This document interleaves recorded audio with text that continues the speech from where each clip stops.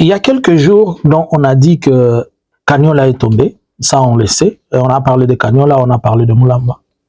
Mais je vais aujourd'hui, je vais parler d'un aspect autre.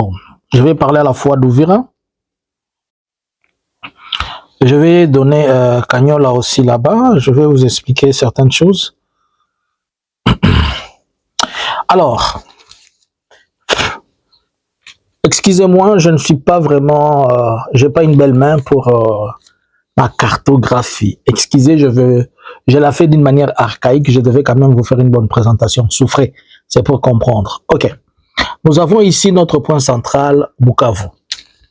Ici, nous avons les AFC qui sont à Bukavu, AFC Bar M23. Alors, ça c'est Bukavu. Et ici, nous avons plus loin Ouvira. Ouvira, on est à presque...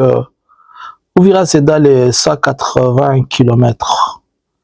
180 km de Bukavu. Vous voyez, Ouvira, c'est là. Et Bukavu, c'est là. Bon. Et à Ouvira, nous avons le poste frontalier avec le Burundi. La dernière position de FRDC ici, elle est à Luvunge. Luvunge qui est presque 60 km. La dernière position, c'est Luvunge. Mais tout autour ici, nous avons des végétations, nous avons beaucoup de montagnes, tout ça. Alors, si les FRDC qui sont aujourd'hui ici, nous avons à la fois, ça c'est Luvunge, à Luvunge, nous avons les nouveaux FRDC qui sont arrivés, nous avons le Burundi, nous avons les FDLR, nous avons le Wazalendo, et les Wazalendo qui sont arrivés ici, ils proviennent de tout coin. Je vais prendre aussi de notre coin ici, vers le territoire ils viennent de la province de Maniema. Donc ici, nous avons les Wazalendo qui sont provenus de Fizi, qui sont ici à Ouvira, qui sont provenus de Chabunda, qui sont là-bas, qui sont venus du territoire de Maniema, un peu partout là-bas, les Kibombo, les Kassongo, tout le monde est venu se concentrer ici. Puisque pour eux, on les a demandé de venir faire un verrou ici. Et il y a beaucoup maintenant, il y a trop de monde ici, et le mouvement c'est entre Ouvira et Luvunge. Mais le M23 avait déjà avancé, ils sont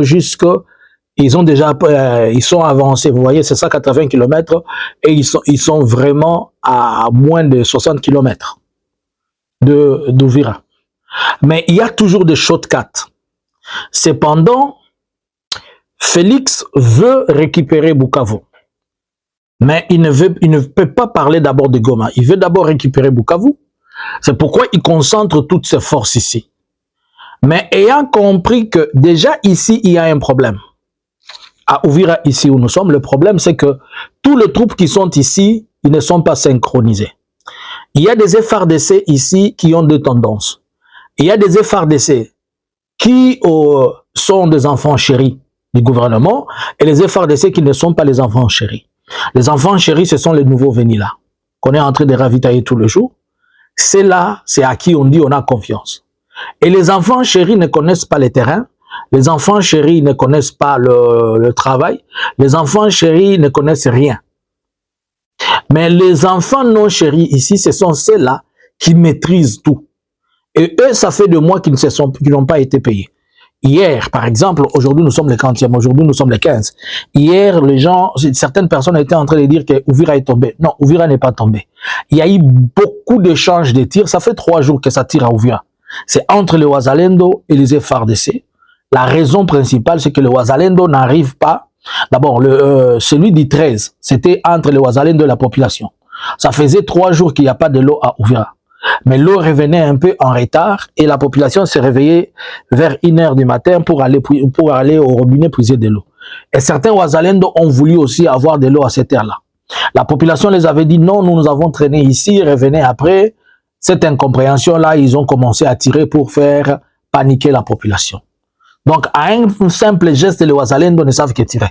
Et c'est comme ça qu'ils tirent beaucoup. Et c'est pourquoi moi, j'étais en train de dire stratégiquement, Il faut les laisser ici, que cette position de M23 qui est avancée ici, les laisse seulement là-bas. Avec le temps, eux-mêmes, ils vont finir leurs munitions, ils vont mourir de faim et ils ne vont rien faire. Et après, alors, comme c'est devenu impossible ici, à cause des querelles qu'il y a ici, et n'oubliez pas, on est en train de faire semblant quelque chose, mais c'est trop capital.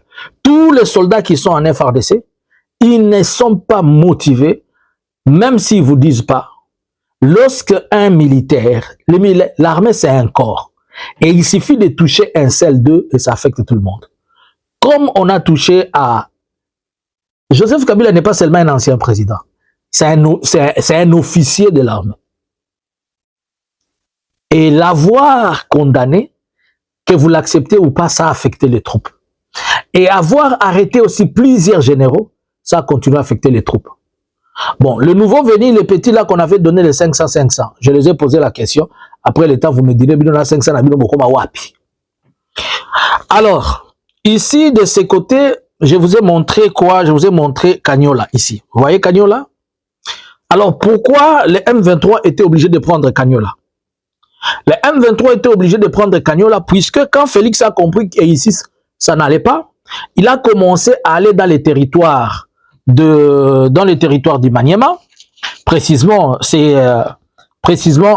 il a commencé à aller vers les territoires vers Lulingu. Pourquoi? Là, nous sommes dans les Chabunda. Il allait vers Lulingu. Pardon, c'est pas les territoires de Maniema, je suis encore dans le sud Kivu. Il allait vers Chabunda, dans les territoires de Lulingu. Puisqu'à Lulingu, il y a un aérodrome où il venait ravitailler. Il a amené beaucoup de troupes et des armes et de munitions qui ont été entassées là-bas. Les autres, ils ont pris la direction de Sud Kivu vers Ewabora, dans les territoires de Fizi. Et les autres, il les a envoyés par l'eau. Ils ont aussi utilisé Bujumbura. Donc, il y a beaucoup de mouvements de troupes. On a même pris les troupes qui sont à Bunia, on les a amenées là-bas. On a pris certaines troupes à Kisangani, on les a amenées. On n'a pas fini par là. On a pris aussi l'axe Walikale. Donc, on a aussi pris l'axe Walikale pour aller ravitailler et se dire peut-être, avec l'axe Walikale, on est en train de voir comment faire tomber Goma. Mais maintenant, le M23 est parti couper cette aventure ici. C'est pourquoi ils sont partis à Kanyola. De Kanyola, qu'est-ce qu'ils ont fait? Ils ont pris Kanyola, ils ont pris Kanyola, ils ont pris Mulamba, ils sont partis, c'est-à-dire, en ayant pris Mulamba et Kanyola, il faut comprendre qu'il est impossible de prendre Kanyola, de prendre Mulamba sans pour autant prendre, on appelle ça Mulamba. Moi, excusez-moi que je dise Mulamba par cette prononciation peut-être confite. Il est impossible de prendre Kanyola et Mulamba sans que vous ne preniez Nzibia, Lubona et avancer un peu. Il est pratiquement impossible que vous ne vous retrouviez pas dans les territoires de Chabunda. C'est pourquoi on a dit que ça a été confirmé et certifié que ça fait au moins plus de 2 semaines que Chabunda est passé du main de M23. Alors pourquoi l'AFC M23 était obligé de le faire? C'est pour couper cette aventure de l'avancée vers Bukavu. Puisque si on les laissait à Kanyola, je vais bien que là, nous sommes déjà au-delà des 90 km de Bukavu. Si on les laissait avancer comme ça, donc je vous ai dit, c'est que Kanyola est suivi de Mulamba, est suivi de Nzibira, est suivi de Lubona, et puis vous allez directement dans les territoires, tels que je suis en train de vous le dire, le territoire de Chabunda. Alors, toutes ces choses excusez, ce qui a poussé que l'on arrive à faire ça, c'est dans le souci de couper l'avancée de M23, du gouvernement de Kinshasa. Alors, le M23 est obligé d'avancer, de ne pas s'arrêter par là. Il est obligé d'avancer vers le territoire du Maniema, aller aussi couper court au ravitaillement qui s'est fait vers le Ewabora, dans le Sud Kivu, et continuer vers d'autres aérodromes qu'on est en train d'utiliser dans le Maniema. Cela veut dire que le M23 va laisser d'abord ouvrir là où il est. On va déborder vers le Minembwe. on va descendre vers le territoire de Fizi. Donc, il est possible que vous appreniez qu'au lieu que l'on fasse la guerre à Uvira, dans le plateau, il y aura un fort débordement pour couper court de ce qui est en train de se passer dans les territoires de Fizi. Sans oublier aussi qu'il faut par la même occasion aller faire un autre débordement pour descendre dans Kalemi. C'est comme ça que je suis en train de voir ce qui est en train de se passer. À la longue, les mêmes militaires qu'on a envoyés à Uvira, ils seront obligés de les redéployer ailleurs pour aller faire d'autres contreparties. Par la même occasion, stratégiquement et militairement, tous les endroits qui sont restés vides vont se faire parler puisque il est possible maintenant de déborder, d'aller, comme au Katanga, à Lubumbashi, on est en train de crier. Tout ça pourquoi? Peut-être il y a plusieurs débordements. Donc, il y a une avancée stratégique et militaire sur le plan de front, mais soulignons un aspect important. Est-ce que je peux encore vous prendre 2 minutes? Excusez-moi. Soulignons un aspect important. C'est l'aspect du contrat minéré contre sécurité. Si j'augmente, c'est puisque en coupant ces territoires-là, ou ces localités, ce sont des localités et des territoires à fort taux de densité ou bien à forte capacité de production de minerais, notamment l'or. Notamment à Cagnola, il y a beaucoup d'or, partout là-bas c'est l'or, l'étain, partout l'or, les coltans, c'est comme ça. Donc l'étain dans lesquels se trouvent les coltans et les machins. Alors il faut couper tous ces ravitaillements dont Félix est en train de dire qu'il va faire son contrat avec qui que ce soit. Mais maintenant quand on lui coupe tous ces ravitaillements-là, son contrat est presque tombé caduc. Bien qu'on est en train de dire que les Américains vont donner des sanctions. Et je vais vous rappeler que Poutine en a plus de 200, 2000, un paquet. Il n'a pas de sanctions, il a des paquets. Mais qu'est-ce qu'il a foutu avec?